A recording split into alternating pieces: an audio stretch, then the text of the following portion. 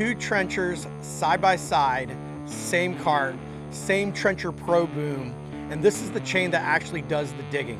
It's the Tool Tuff part that turns a power cutter into a trencher. Only thing different between these two is the engine bolted on top. This is the Tool Tuff GT728S, a 74cc two-stroke. And this is the Husqvarna K770, also a 74cc two-stroke. 500 feet of new irrigation buried 2 full rows, 1 day, 2 trenchers, head-to-head, same engine size, but one's the name that everybody knows. And by the end of today, you'll know if you could tell them apart in the dirt. My family planted these muscadine grapes in 1987. That's 39 years ago, and I want to be straight with you. Right now, they look fine. The ray came back last week, everything greened up, but this isn't what they looked like a month ago. This spring was the worst drought Florida's seen in over 14 years, and these vines barely pulled through it, and some didn't. Check this one out. This one's done. And the ones that made it are giving me some of the lightest harvests I've seen off of them in years. Here's the part that should scare me. The system that's supposed to protect them through the drought is hanging right here on the wire. Useless when they need it the most. The rain bailed me out this one last time. I'm not betting 39 years of the rain showing up next time. Quick disclosure, I partnered with Tool Tuff Direct on this one, and they sent me both of these trenchers, and we're working together on a series. Everything you're about to see is still in my honest opinion. Before any of this, before the machine even starts, you call 811. It's free, it's the law in most places, and somebody comes out and marks your gas, your power, and water before a cut goes into the ground. On a job this size, you do it right or you don't do it at all. Here's what a big trencher can't do. I'm running this cut about 12 to 14 inches off the trunks, close enough to feed the roots with water and irrigation, far enough that I'm not killing the vine itself. A ride-on couldn't get within 10 feet of this row without ripping the entire thing out. That's the entire reason a handheld trencher like this exists. It goes where the big machines just can't go.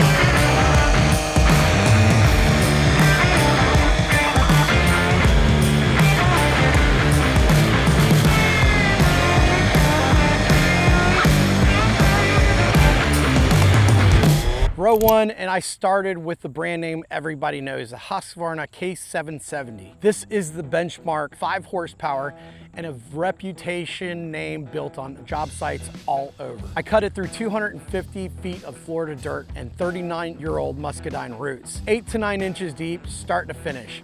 If anything sets the bar today, it's gonna be the Husqvarna. So here's what I did find out after cutting it. I noticed that right off the get-go, the Husqvarna needs a little bit of break-in time, especially with the chain itself.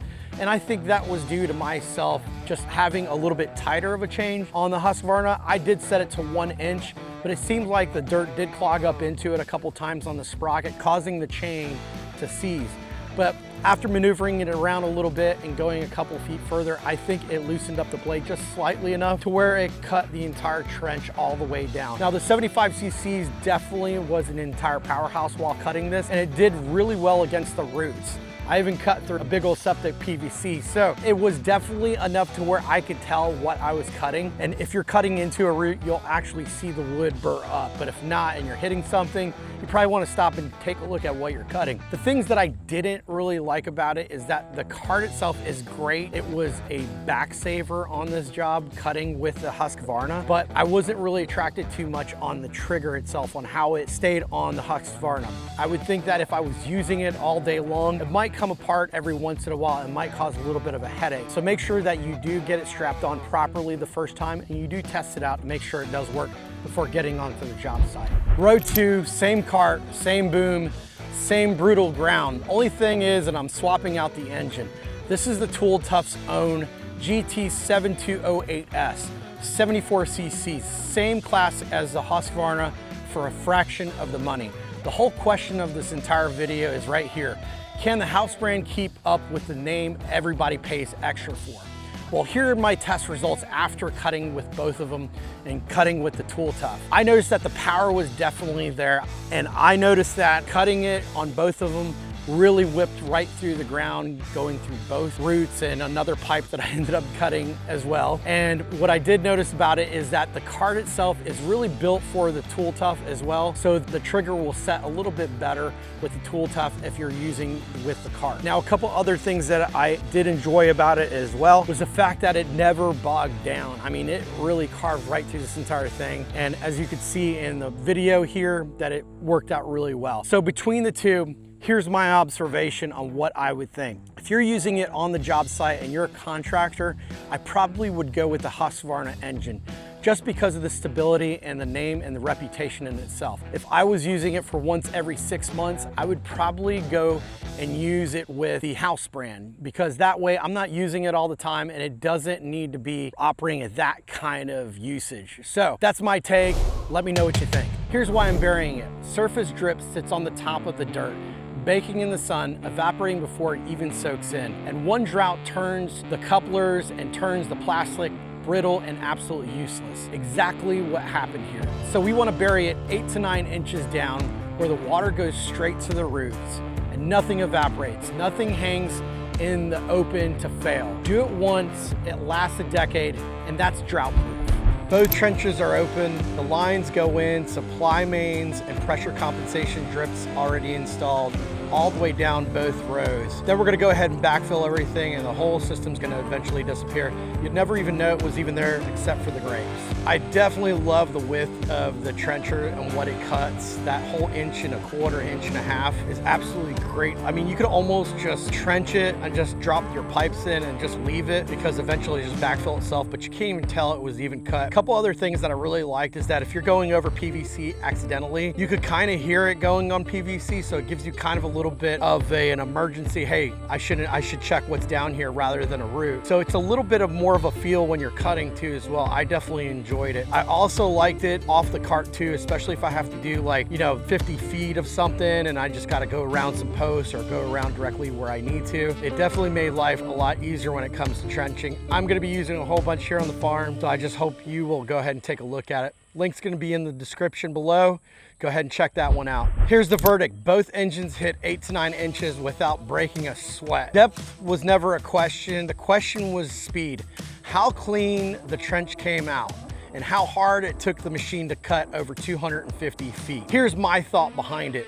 I wasn't so accurate as far as like a straight line. So using the cart really helped for long distances, but actually using it by hand also to me was really easy and was able to really control the location of where I actually put the trencher and how close I wanted to get to something, because I mean, I could come up 6 inches off something if I really wanted to, or even closer than that. So it's one of those things that I definitely enjoyed this tool, and having it I think is an absolute must, especially if you're on a farm and you're running your own irrigation, you're dropping in your own pipes, and you're dropping even your own electrical. I mean, it's not 24 inches deep, but it'll hit about 16 inches deep. So that's my take behind it. Now, which machine would I rather choose? I would rather use a Husqvarna for me, my case, because I just love a quality engine.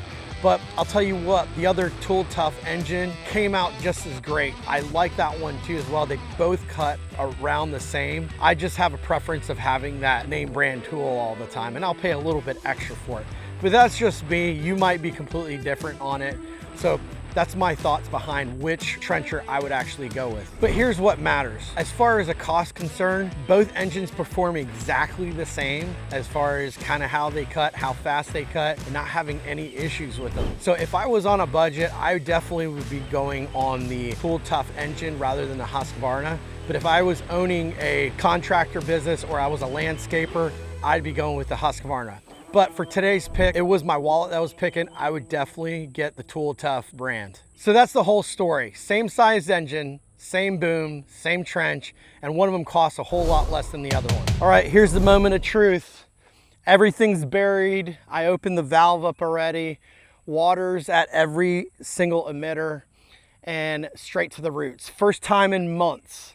The drought broke this once. It's not going to have another shot to do it again. Renting a trencher runs a couple $100 a day, and this job by hand is days of digging or even a couple hours with the right machine. If you're looking for one at your place alone, links are in the description. 500 feet buried in a day, these 39-year-old vines are protected no matter what next summer does. If this helped, subscribe, more honest tool testing coming.